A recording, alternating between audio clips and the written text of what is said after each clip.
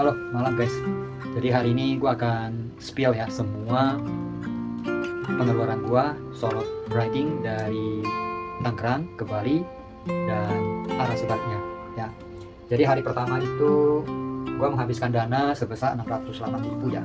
Jadi yang dipakai itu bensin isi 2 kali 127 dan 137.000. Terus makan 19.000 dan 25.000. Ditambah lagi penginapan 300.000 per malam, itu tidak include breakfast. Jadi hari pertama itu gua dari Tangerang langsung ke Tuban ya. Jadi total dalam hari pertama itu habis dana sebesar 608.000 rupiah. Terus hari kedua itu gua berangkat dari Tuban langsung ke Banyuwangi, yaitu nginep di IJ Backpacker ya. Jadi gua sampai isi bensin 2 kali juga. Yang pertama kali 68.000 dan yang kedua kali itu 178.000 karena isinya turbo. Jadi turbo itu total isinya 178.000. Terus ada sempat minum air kelapa 10.000 dan roti itu 12.000. Dan pas di IJ Backpacker gue ada beli nasi bungkus yang namanya nasi jinggo, itu 2 bungkus 12.000. Jadi satu bungkus itu 6.000 rupiah ya. Terus homestay IJ Backpacker per malamnya itu 200.000, itu private room, sudah include kamar mandi di dalam. Jadi total hari kedua itu gue habisin 480.000 ya. Terus hari ketiga itu gue nyebrang ya. Jadi gue nyebrang dari Ketapang. Jadi dari homestay ke Ketapang cuma 100 meter kurang lebih ya. Jadi tiket nyebrang itu 31.600. Terus bensin sempat isi 78.000. Terus makan 60.000 dan 20.000. Jadi total gua makan itu 80.000. Terus hotel ya. Jadi hotel yang di gua nginap itu di hari ketiga itu ada di video sebelumnya, itu seharga 375.000, tidak include breakfast ya. Itu ada di Seminyak ya. Jadi hari ketiga itu gua habisin dana atau uang sebesar 584.400 rupiah ya. Hari keempat itu untuk hotel gua udah pindah. Jadi gua pindah ke Cangklong Mas di daerah Legian. Itu per malamnya 300.000, tidak exclude breakfast ya. Kenapa? Karena gua biasa bangun pagi beringat pagi-pagi, jadi tidak makan breakfast, tidak ambil gitu ya. Jadi itu hotelnya per malam 300.000. Jadi gua ambil 2 malam, yaitu hari keempat dan hari kelima gitu ya. Dan untuk tempat yang gua kunjungi itu salah satu pantai barat yang pintu masuknya sebesar 10.000 rupiah. Terus sarapan itu sebesar 28.000 kan. Terus di hari keempat itu gua sempat servis motor sekaligus ganti 3 komponen spare part motor ya. Jadi total untuk ditambah lagi aqua sama roti itu 12.000. Jadi hari keempat itu dana yang dihabiskan itu sebesar 861.000 rupiah ya. Hari kelima itu hotel tadi udah gua bilang 300.000 exclude breakfast. Terus gua ada belanja di minimarket minimarket itu 16.500 ya. Dan tempat yang gua kunjungi itu adalah desa pengliburan. Itu dikatakan bahwa desa yang paling bersih. Pintu masuk itu 25.000, parkir motor 2.000, jadi 27.000 ya. Terus bensin yang gua isi itu 130.000. Jadi total di hari kelima itu habisin dana sebesar 524.500 ya. Dan hari keenam itu gua pindah hotel lagi ya. Jadi gua pindah hotel lagi bareng dengan teman-teman. Jadi gua ada tidur barengan sama anak teman. Jadi pakai extra bed itu 250.000 per malamnya. Tapi teman gua itu traktirin gua, dia bayarin. Jadi itu gua gak hitung ya, kita hitung pengeluaran pribadi. Kalau untuk pribadi nasi goreng gua ada makan 20.000 rupiah. Kelapa itu di Pandawa itu 25.000. Terus pintu masuk Pandawa dan Melasti itu masing-masing 10.000, jadi total 20.000 ya. Nah, roti aqua itu gua ada jajan ya, itu 9.000. Jadi total kalau tidak termasuk extra bed itu 74.000. Tapi kalau dihitung extra bed berarti 324.000. Itu hari ke-6 ya. Jadi hari ke-7 itu gua udah siap-siap untuk balik dari Bali, menyeberang lagi ke Pulau Jawa, kembali ke Banyuwangi ya. Harga tiket kapal tetap sama 31.600, itu sudah penumpang plus motor ya.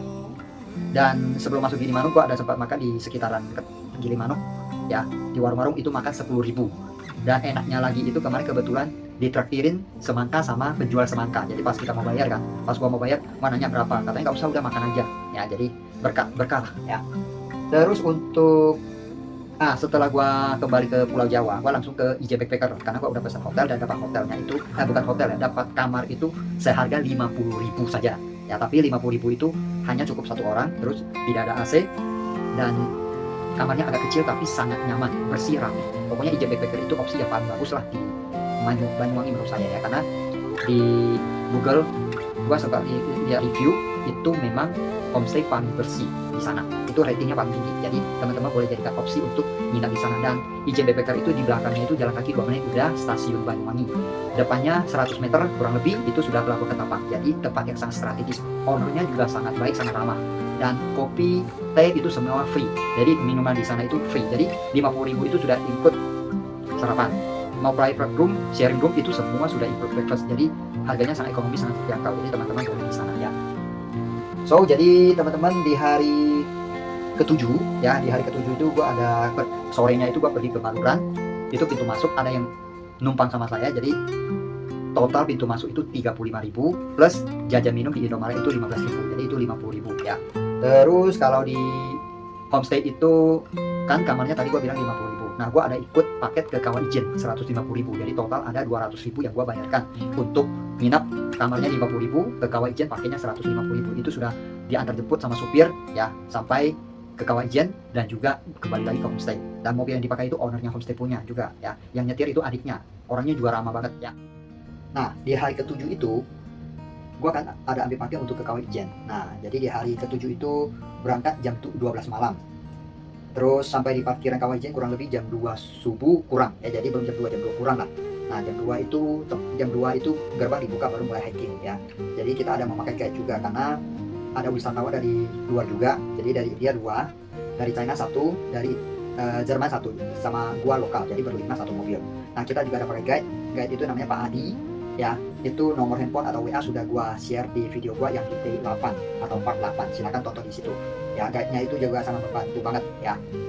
Nah, setelah dari Kawah Ijen kita kembali lagi ke Ijen Backpacker kurang lebih jam 9 sampai, terus kita beres-beres, cuci tangan. Nah, sarapan. Setelah sarapan, gua merapikan, membereskan semua barang-barang bawaan gua melanjutkan perjalanan lagi ke arah Malang. Jadi di perjalanan tersebut gua sempat isi bensin 139.000. Terus makan itu 20.000 dan gua sempat nginap di Malang, di dekat alun-alun Malang itu di Hotel Dewarna, satu malam 300.000. Itu sudah include dengan breakfast ya. Jadi total pengeluaran di hari ke-8 itu sebesar 459.000 ya. Oke, kita lanjutkan hari ke-9. Hari ke-9 itu dari Malang menuju ke arah Pekalongan. Jadi gua nginap di Pekalongan ya. Jadi bensin yang gua isi sebesar 134.000. Sempat minum kelapa 12.000. Terus makan 35.000. Aqua dan teh manis itu 10.000, dan penginapan yang gua nginap di Pekalongan itu satu malam 150.000 ya. Itu ada di video gua yang day 9 dan day 10 itu gua gabung jadi satu. Total pengeluaran di hari ke-9 sebesar 341.000. Dan di hari ke-10 gua jarang vlog ya karena fokus untuk jalan pulang. Itu pengeluaran di hari ke-10 itu bensin 134.000, terus makan di Alam Sari daerah Cikampek 57.000, parkir 2.000, total itu 193.000. Jadi dari hari pertama sampai dengan hari ke-10 itu kalau tidak dihitung extra bed ya, pengeluaran gua itu sebesar 4.428.500 ya. Tapi kalau dihitung extra bed juga itu totalnya jadi 4.678.500 rupiah. Jadi begitulah. Jadi dari hari pertama sampai dengan hari ke-10 itu bensin, makan, nginap, dan pintu masuk segala macam tempat yang sudah gua kunjungi total itu tidak sampai 5 juta. Tapi ada juga yang bisa hemat, membawa 2 juta cukup. Dengan cara gimana? Tidurnya di pom bensin atau tidur di masjid. Tapi kalau gua pribadi gak bisa, karena kenapa? Di pom bensin itu terkadang agak berisik, jadi susah tidur.